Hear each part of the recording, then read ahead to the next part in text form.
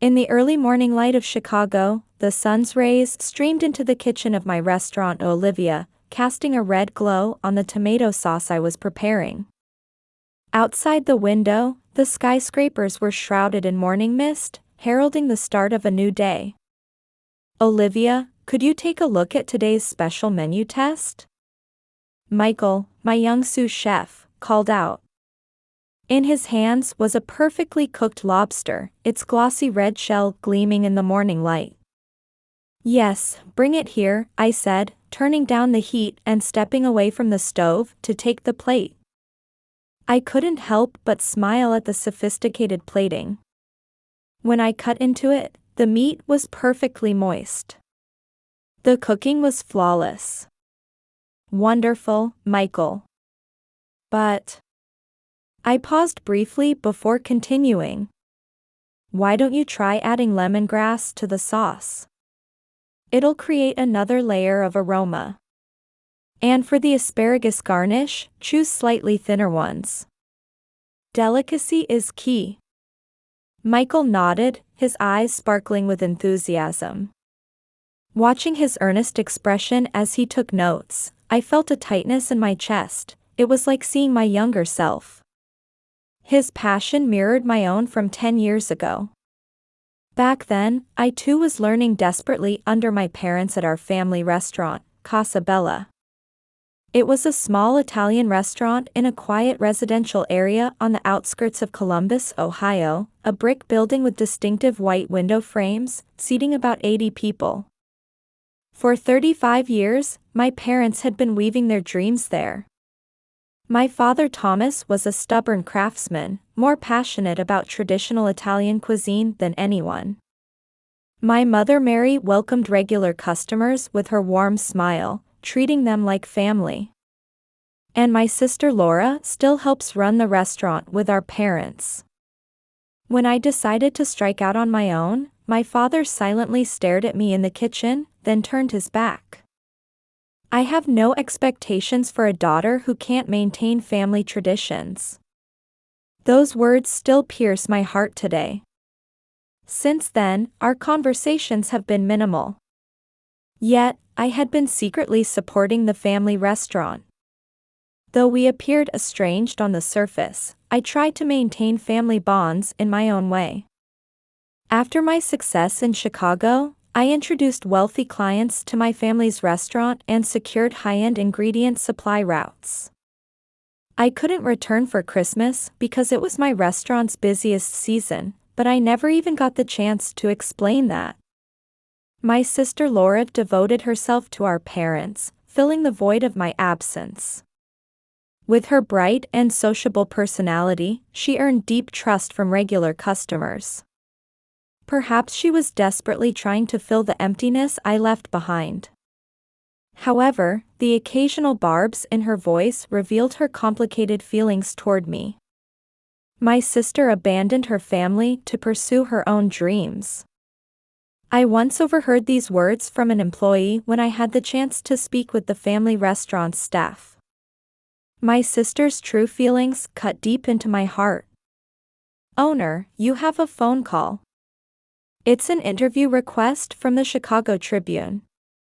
A staff member's voice brought me back to reality. As the morning silence was broken, a new day was about to begin. I sighed deeply and reached for the receiver. After hanging up, I immediately checked the special order list for my family's restaurant. Every Friday, I prepared premium ingredients for them. Direct import prosciutto from Italy, the finest truffles, fresh organic vegetables. My parents didn't know. They probably thought the support was just goodwill from business partners.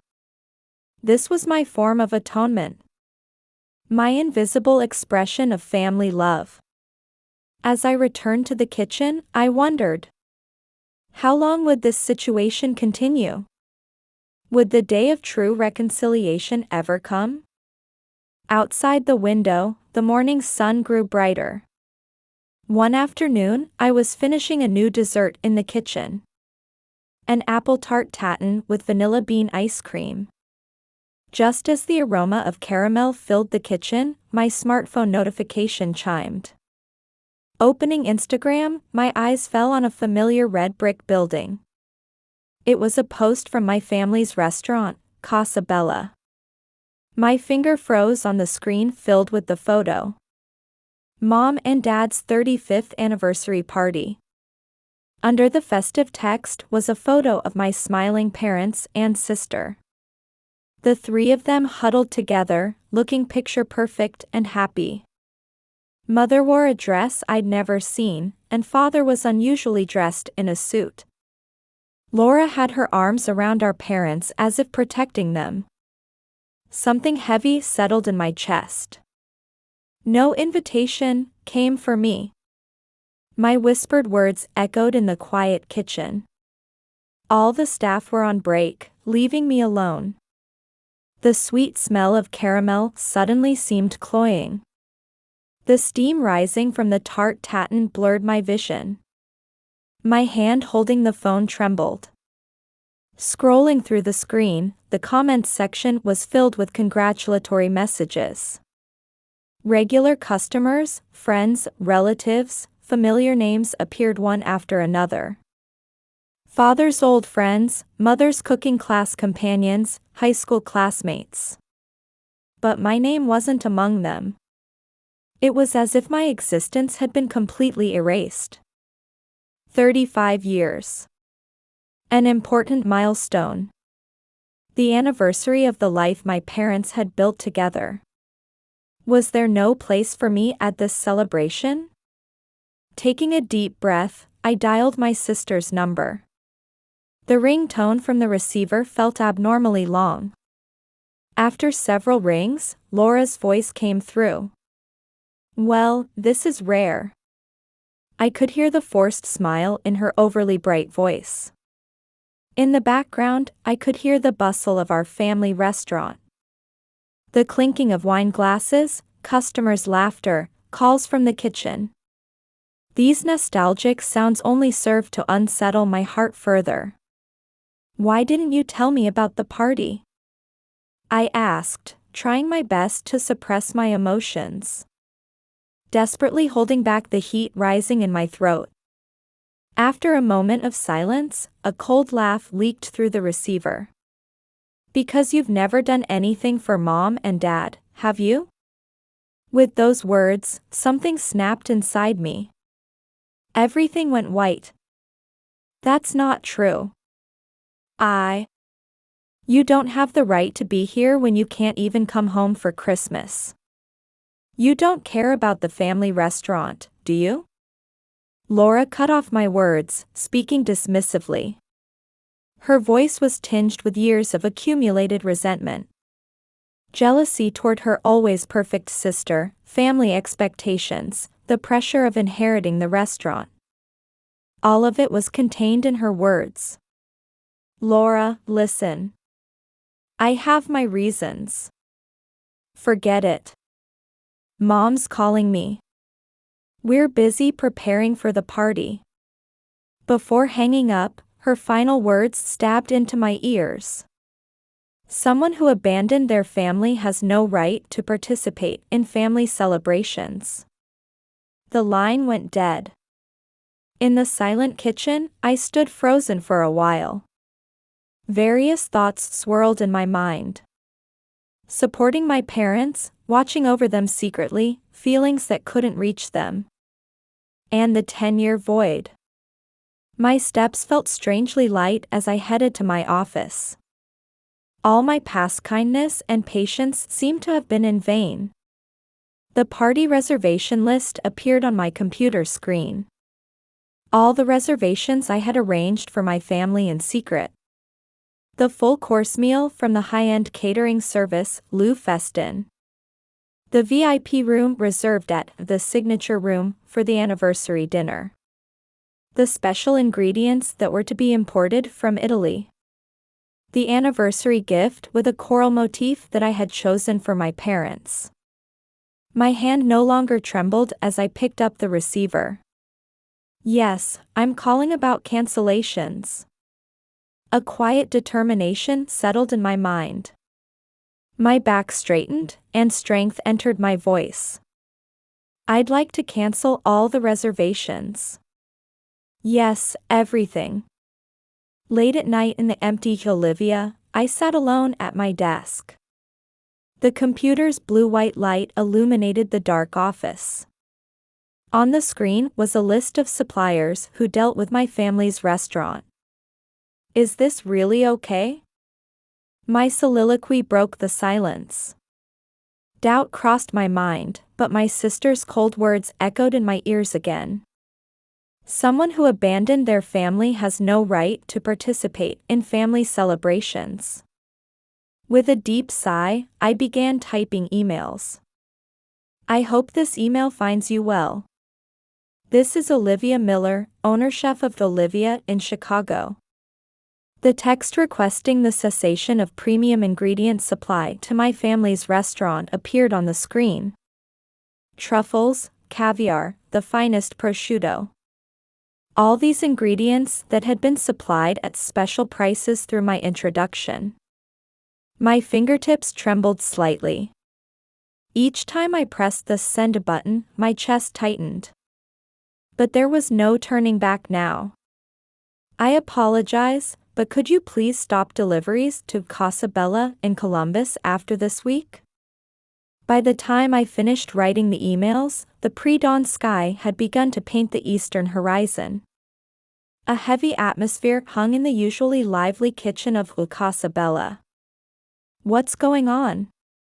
Sudden termination notices from our regular suppliers. Laura stood frozen, clutching her smartphone. The screen displayed multiple notices of business termination from various suppliers. Papa, what are we going to do about the premium ingredients? Thomas continued silently sharpening his knife. Laura noticed that his hand movements were slightly rougher than usual. We'll just find other suppliers, Mary said brightly. But anxiety mixed in her voice. But Mom, at these prices, nowhere else. It'll be fine. We've been here for 35 years in this town. We'll manage somehow. Mother's forced bravery rang painfully. That evening, Mr. Johnson, a regular customer, came to the restaurant. A local real estate mogul who always ordered multiple bottles of wine, he was a valued customer. The truffle pasta tastes different today. With that one comment, the atmosphere in the restaurant froze. We apologize. Actually, regarding our supplies. Before Laura could explain, Mr. Johnson stood up. That's a shame. I was planning to bring my business partners here. With those words, another name disappeared from the reservation book. As weeks passed, similar scenes repeated.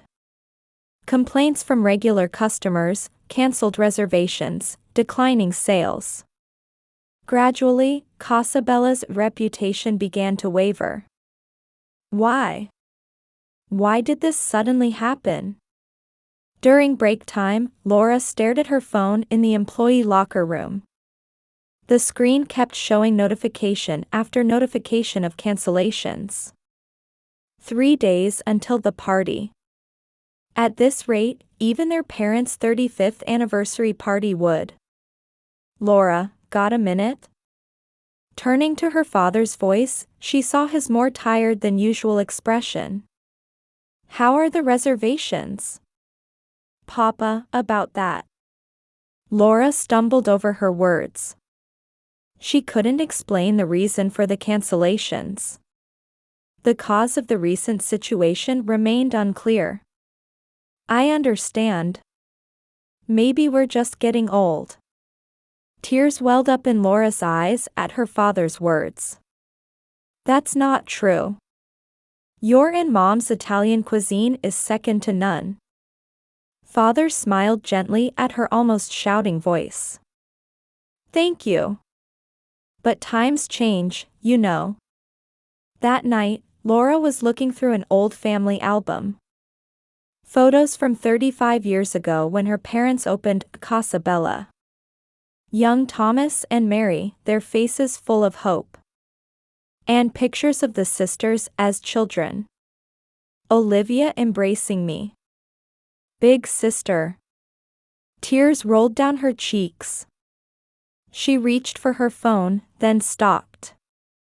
Her own words echoed in her ears. Someone who abandoned.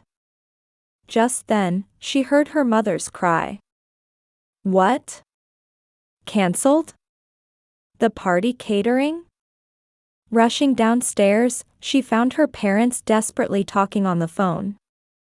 Please, isn't there any way? Yes.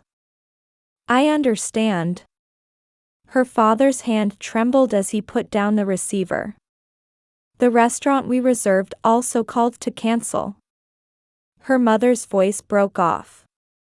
Their wedding anniversary. What should have been a special milestone. Laura desperately searched for new catering companies. But no one could fill a last-minute cancellation. The reserved restaurant was already booked with other customers. Is it my fault? Late that night, Laura cried in her room. Jealousy toward her sister, feelings for her family, and reality. Everything tangled together, constricting her heart. Outside, early summer rain fell quietly. The phone rang again. It was from her parents. But she didn't have the courage to answer it now. In Chicago, Olivia also received continuous calls from home. The words Mom and Dad displayed on the screen. But she too couldn't answer the phone. On the morning of the party, a heavy atmosphere hung over Casabella. The catering and high-end restaurant reservations were cancelled. Though the employees desperately proceeded with preparations, the special day meant to celebrate 35 years was about to begin like any other business day. Mom, is this vase okay? Laura was arranging flowers bought from a local florist in an old crystal vase. Her mother nodded silently. Simple flowers stood where luxurious floral arrangements should have been. Just then, the sound of the store's door opening echoed. Good morning, welcome to. Laura's voice trailed off. The visitor was Michael Brown, CEO of a major New York investment firm. A well-known gourmet in the American Italian cuisine world, his evaluations carried significant influence in the industry. I'm here on recommendation from Olivia, the owner-chef of Olivia, in Chicago. Those words froze everyone in the restaurant. From Olivia? Thomas put down his knife and stepped forward. Yes. She highly praised the food here. Said the truffle risotto was a must-try. Brown pulled out a business card from his pocket. Sure enough, there was Olivia's handwriting with words of recommendation. But recently, the truffle procurement. As Laura began to speak, her mother interjected. We apologize. Lately, it's been difficult to obtain quality ingredients. Oh. That's surprising. The suppliers Olivia introduced should handle the highest quality ingredients. At those words, the whole family exchanged glances. Olivia's introduction? Father's voice trembled.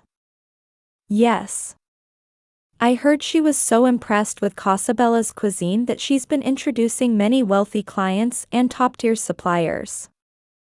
I'm one of them. Silence dominated the restaurant. Breaking that silence was the voice of a veteran chef from the kitchen. Come to think of it, the unusually low prices for premium ingredients were that child. Tears welled up in Mother's eyes. Wait a minute. Laura pulled out her smartphone with trembling hands and began checking the history. The suppliers who had announced termination of business. Most of them had business relationships with her sister's restaurant, Olivia. Could it be? Memories raced through her mind like a film reel. The consistently good monthly sales. The wealthy customers who became regulars. Had her sister been supporting all of this behind the scenes? Even not coming home for Christmas. Mother mumbled. Christmas is the busiest time of year for high-end restaurants. Of course an owner chef couldn't leave their restaurant then. And yet Laura's knees weakened. Her words of criticism toward her sister. The wedding anniversary party invitation she didn't send. All of it was a tragedy caused by her own shallow judgment. The party reservations. Father suddenly remembered. The cancelled catering, the high-end restaurant reservation, could they all have been arranged by her sister? Just then, the bell at the store entrance rang again. I'm sorry, we're not open yet. Laura's words trailed off again. The visitor was James Campbell, a famous food critic from Chicago. In his hands was a bundle of documents. I'm here for an interview at Olivia Miller's request. An interview? Yes. An article about an established Italian restaurant of 35 years. She called you my foundation and greatest teachers. Campbell pulled out one of the documents. There was a manuscript written by Olivia. My parents taught me not just cooking techniques, but heart as well. Casabella is my pride and eternal home. Mother's voice choked up. The article detailed memories of spending time in the kitchen since childhood, father's strict but loving guidance, mother's gentle encouragement, and happy days with her sister.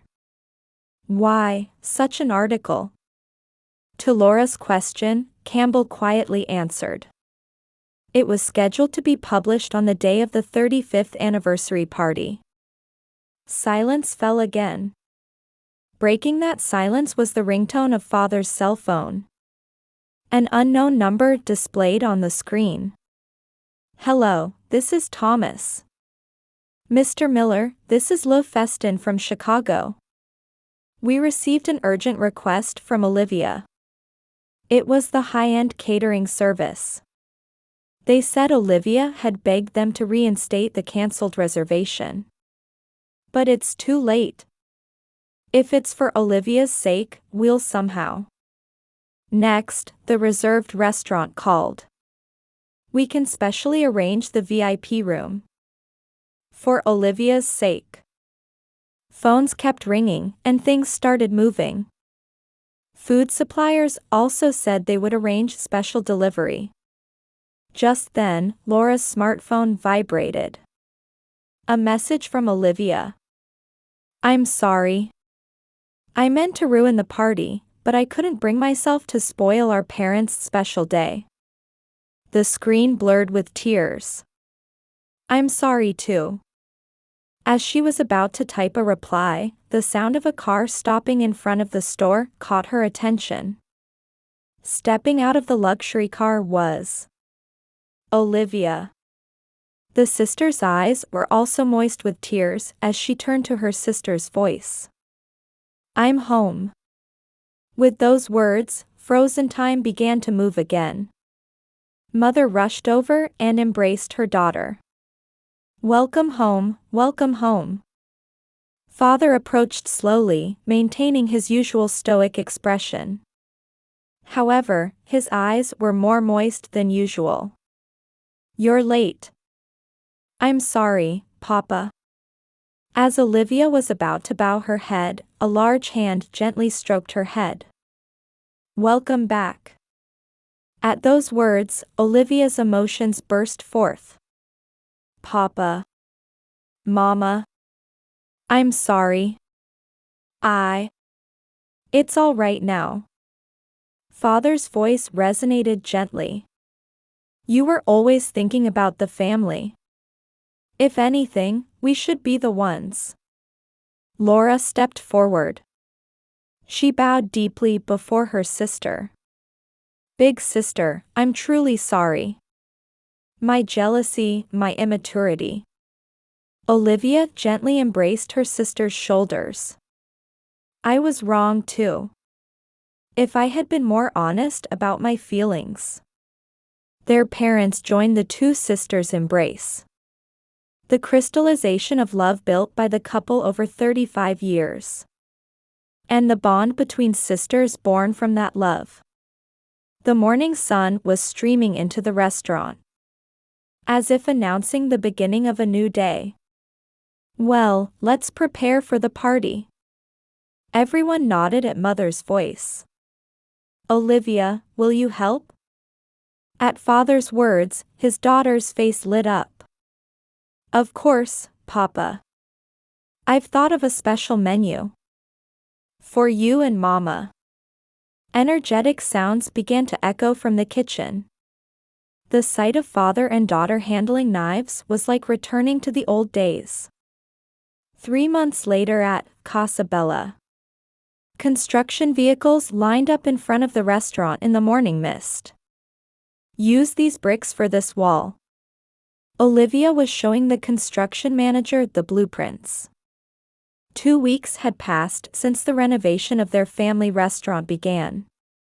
The interior, unchanged for 35 years, was gradually showing its new face. Big sister, how about this lighting? Laura came running with a catalog in hand. Now attending culinary school in Chicago, she returns home on weekends to help with the renovation. That's nice. It has warmth. Mother smiled at the sight of her daughters exchanging opinions. Things really have changed. The sisters turned at Mary's words. What has? The restaurant's atmosphere? No, you too. The daughters bashfully averted their eyes from their mother's gentle gaze. Indeed, many things had changed over these 3 months.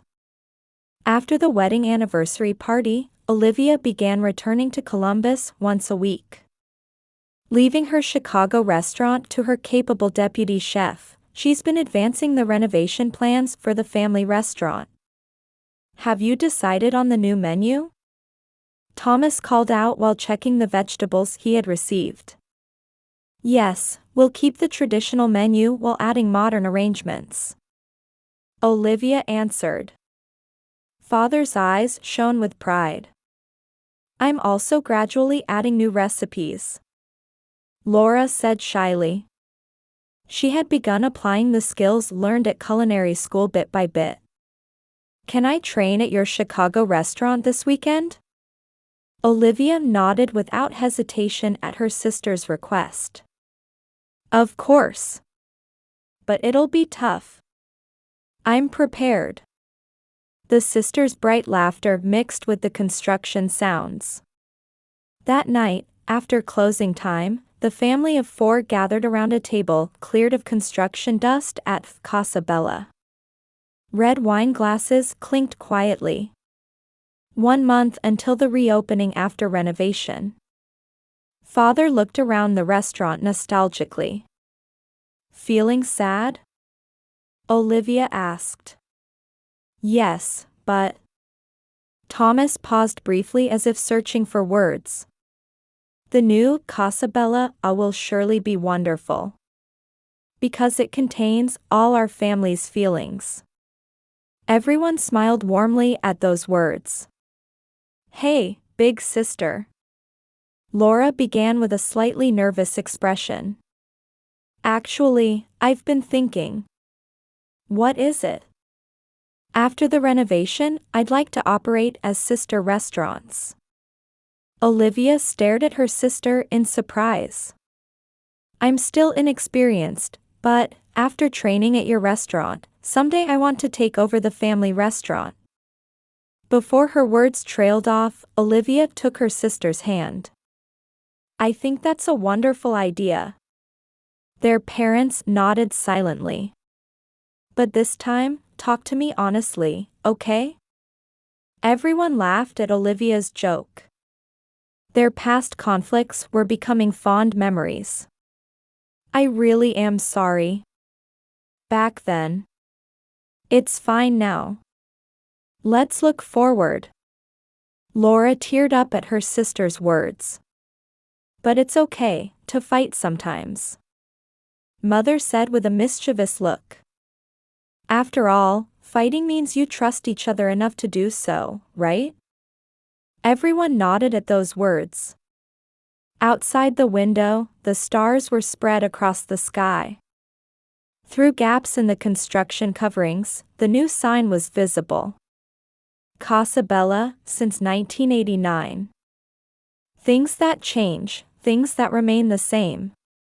Embracing it all, the restaurant was about to step into a new era.